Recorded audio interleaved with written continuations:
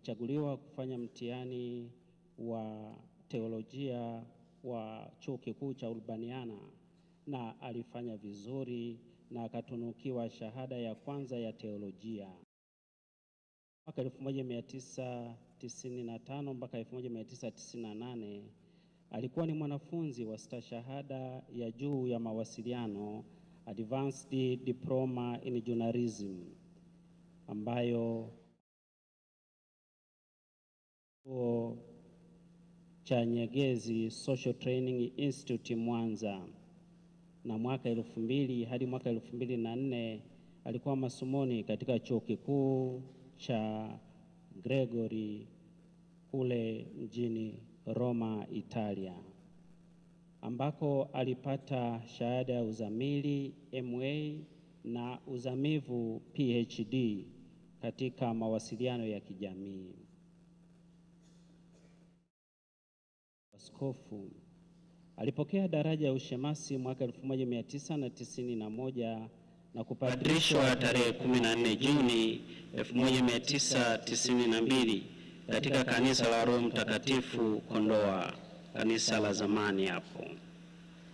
Tarehe 12 Machi 2011 aliteuliwa na Baba Mtakatifu Benedikto wa 16 kuwa askofu wa kwanza wa jimbo Katoliki la Kondoa.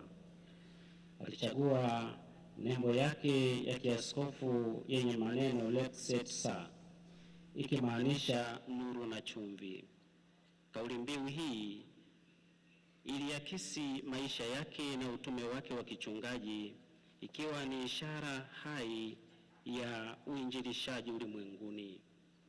Tangu mwanzo wa utume wake alisimama kama nuru inayoangaza njia ya maisha ya kiroho, akihamasisha elimu, akikuza miradi ya kijimbo na jamii iliyomzunguka kwa ujumla, akilenga kuwainua watu kiuchumi na kiroho. Hakuwa tu nuru ya kuangaza njia ya watu kwa matendo mema, bali pia alikuwa chumvi ya kuhifadhi na kuleta ladha ya imani, maadili na mshikamano katika jamii. Aliwekwa wakfu tarehe 14 Mei 2011 katika kanisa kuu la Roho Mtakatifu Kondoa na Cardinal Pengo, akisaidiwa na Baba Askofu Juda Tadeus Ruwaichi pamoja na Baba Askofu Augustine Shao. Utume ndani na nje ya jimbo. Katika utume wake wa kichungaji alianza kama paroko msaidizi katika parokia ya Ovada toka mwaka 1992 hadi 1993 na baadaye katika kanisa kuu la jimbo Dodoma akiwa wakili paroko na mkurugenzi wa utume wa walei jimbo.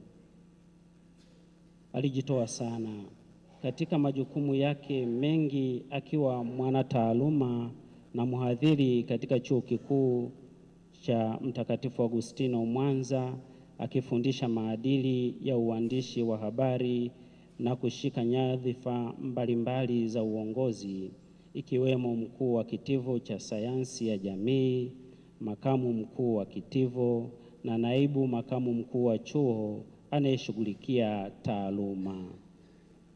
Aidha, alihudumu kama mwenyekiti wa baraza la Chuo Kikuu RUK na pia Chuo Kikuu cha Kikatoliki cha Afrika Mashariki na Kati KUEA.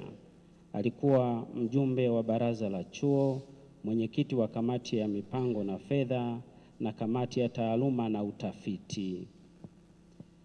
Alichangia kwa kiasi kikubwa maendeleo ya elimu ya juu ya Kikatoliki Afrika Mashariki.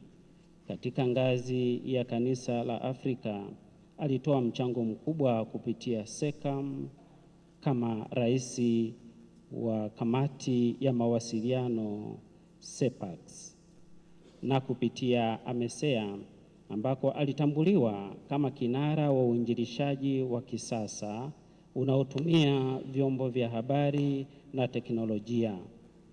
Maaskofu wa AMESEA walimsifu kama zawadi ya kipekee kwa kanisa, wakionyesha mchango wake wa kuunganisha Injili na ulimwengu wa kidijitali kwa hekima na unyenyekevu wa kichungaji.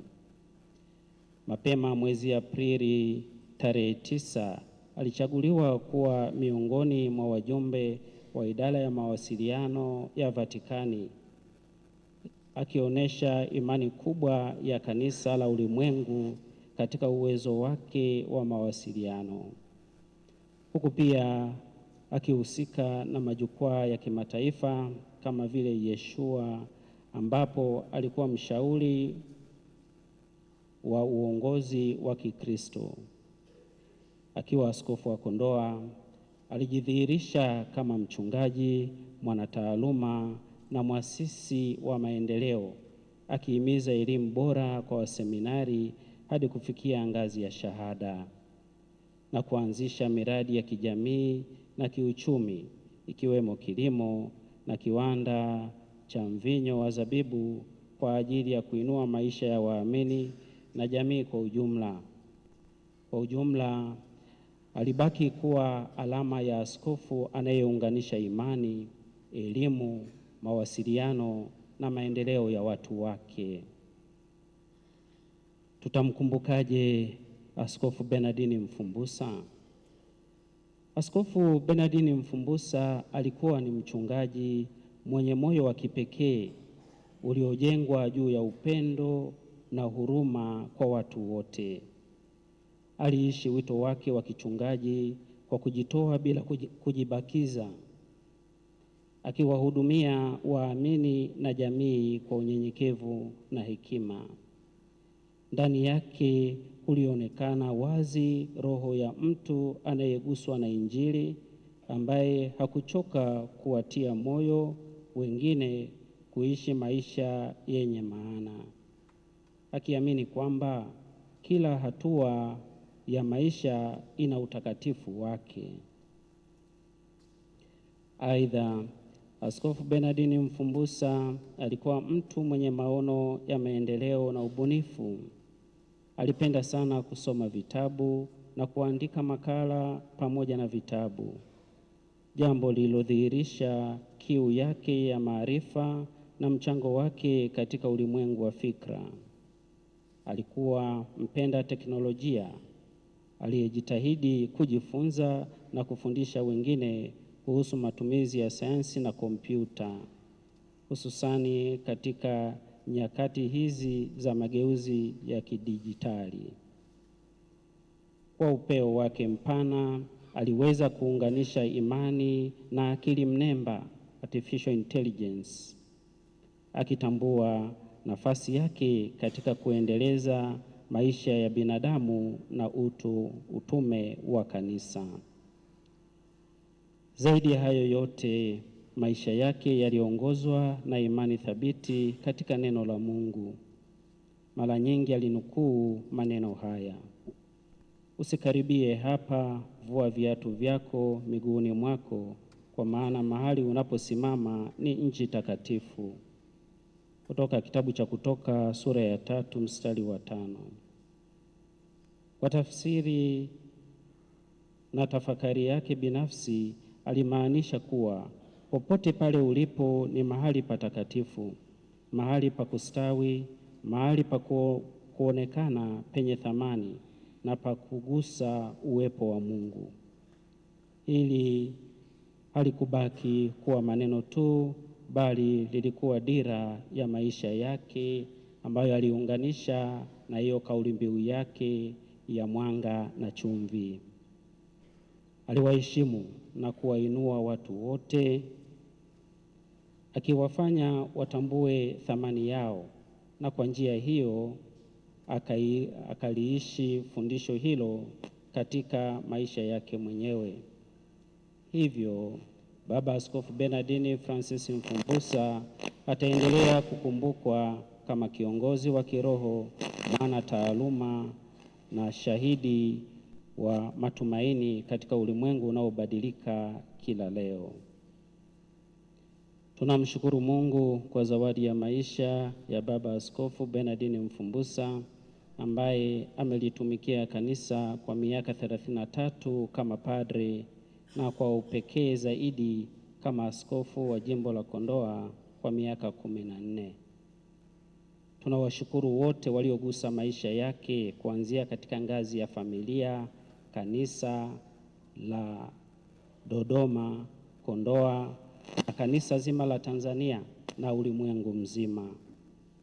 Tunawashukuru wote madaktari ambao walihusika kwa karibu kumpatia ushauri na matibabu kipindi ambapo afya yake ilivyokuwa ikiteteleka. Kwetu sisi sote tuliofika kumsindikiza tunasema asanteni sana, na Mungu awabariki kwa wema, upendo na ukarimu wenu. Raha ya milele umpe Bwana. Apumzike kwa amani. Mkaribisha